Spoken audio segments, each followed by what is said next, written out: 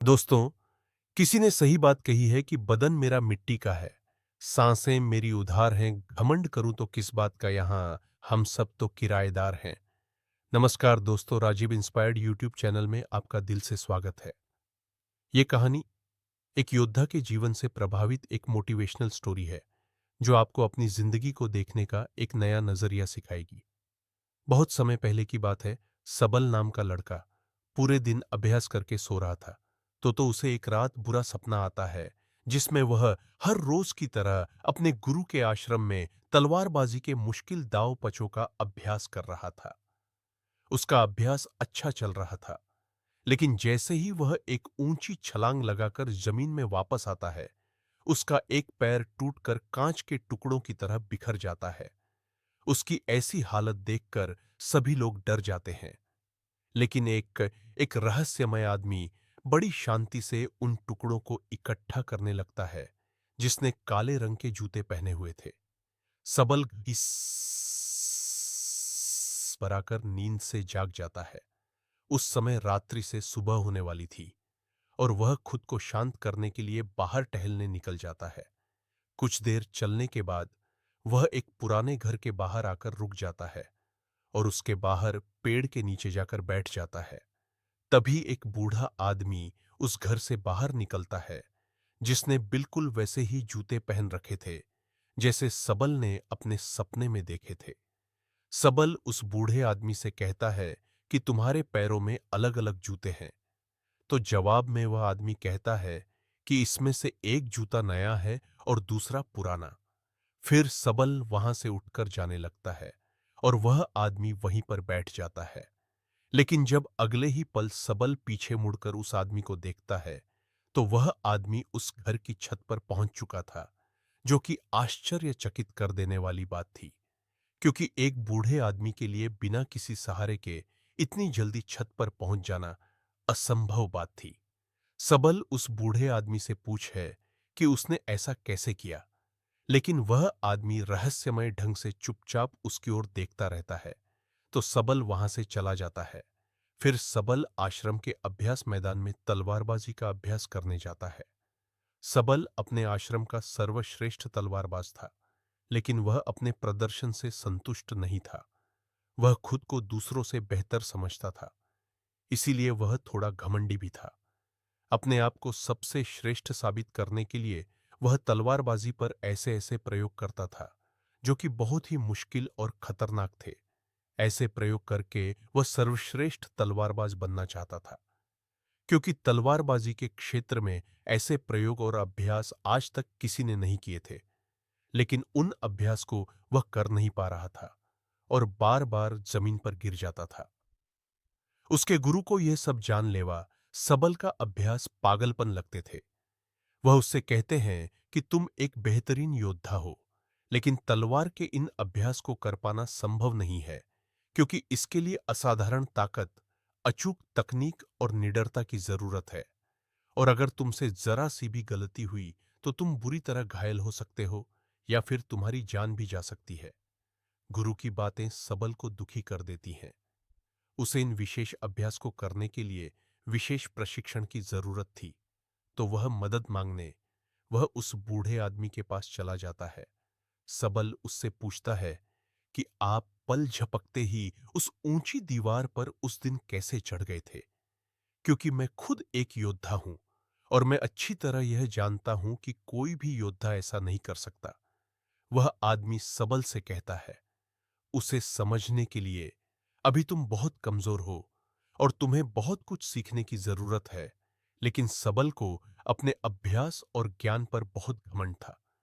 इसीलिए वह कहता है कि मुझे हर चीज की जानकारी है, और तुम मुझसे कोई भी सवाल पूछ सकते हो। तो वह बूढ़ा आदमी उससे पूछता है कि क्या तुम खुश हो। सबल को यह प्रश्न बेमतलब लगता है, लेकिन फिर भी वह कहता है कि मेरे पिता के पास बहुत सारा धन है, मैं पढ़ाई में भी अच्छा हूं, मेरे अच्छे मित्र हैं, मैं देखने में भी सुंदर हूं, और लड़कियां मुझे पाने के लिए मरती हैं। जवाब में वह बूढ़ा आदमी कहता है कि अगर तुम्हारे पास सब कुछ है, तो फिर तुम रात में सो क्यों नहीं पाते। तुम कल भी रात्रि के अंतिम प्रहर में मेरे पास आए थे, और आज भी तुम रात्रि के अंतिम प्रहर में ही आए हो। उस बूढ़े व्यक्ति की रहस्यमय बातें सुनकर सबल उसकी तुलना दुनिया के महान दार्शनिकों से करने लगता है और उसे दार्शनिक बाबा के नाम से ही बुलाने लगता है। उसके बाद वह आदमी पूछता है कि अगर तुम देश के सर्वश्रेष्ठ तलवारबाज की प्रतियोगिता का हिस्सा ना होते तो तुम क्या कर रहे होते। यह प्रश्न सबल को अंदर से हिलाकर रख देता है, क्योंकि उसने सर्वश्रेष्ठ तलवारबाज बनने के अलावा और कुछ भी नहीं सोचा था।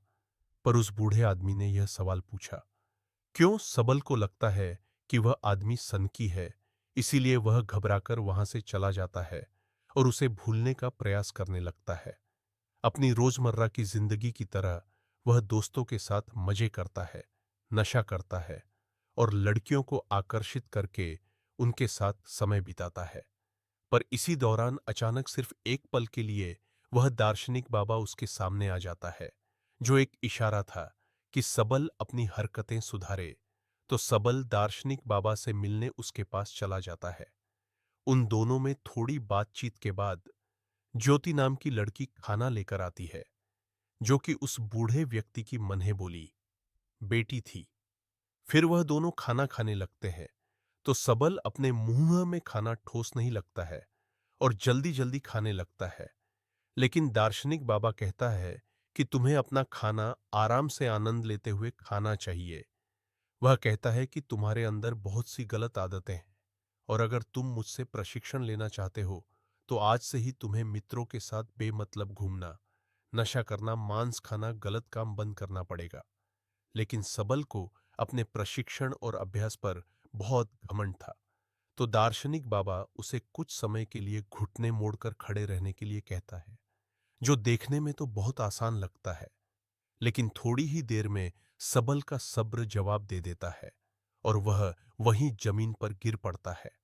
अपना घमंड टूटने और खुद को बेइज्जत महसूस करने के बाद सबल गुस्से में वहां से जाने लगता है।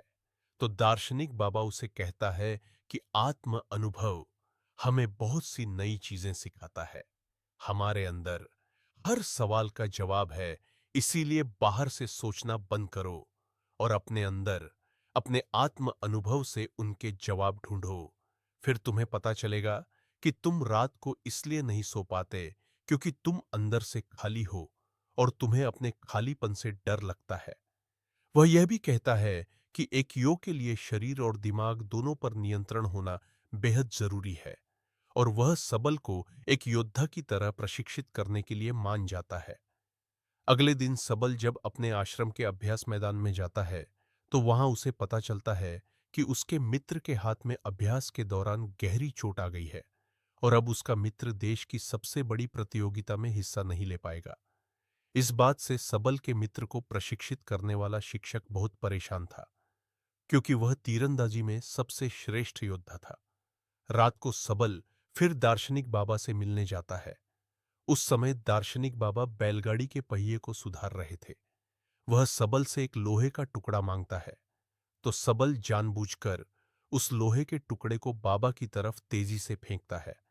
लेकिन बाबा बिना उसकी ओर देखे बड़ी आसानी से उस लोहे के टुकड़े को अपने हाथों में पकड़ लेता है। सबल दोबारा से ऐसा करता है, लेकिन दार्शनिक बाबा फिर से उसे बिना देखे पकड़ लेता है। दार्शनिक उससे कहता है कि हमारे दिमाग में लाखों बेतुके विचार चलते रहते हैं, जो हमारे लक्ष्य को धुंधला बनाकर हमें भटका देते हैं। फिर वह सबल को थप्पड़ मारकर उसे उकता है और बदले में मुक्का मारने के लिए कहता है।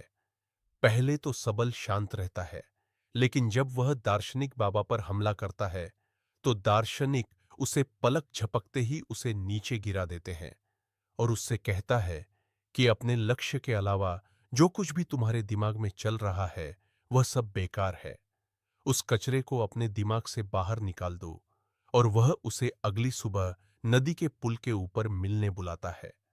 अगले दिन जब सबल नदी के पुल पर पहुंचता है, तो दार्शनिक उसे धक्का देकर पुल से नीचे गिरा देता है। सबल गुस्से में दार्शनिक पर चिल्लाने लगता है। तब दार्शनिक कहता है, जिस पल तुम नीचे गिर रहे थे, उस पल तुम्हारा दिमाग बिल्कुल खाली था। अब फिर से उसमें कचरा भर चुका है। सबल गुस्से में कहता है कि मेरे दिमाग में कोई कचरा नहीं भरा है, तो दार्शनिक सबल के दिमाग पर नियंत्रण करके वह सब देखने लगता है जो उसके दिमाग में चल रहा था।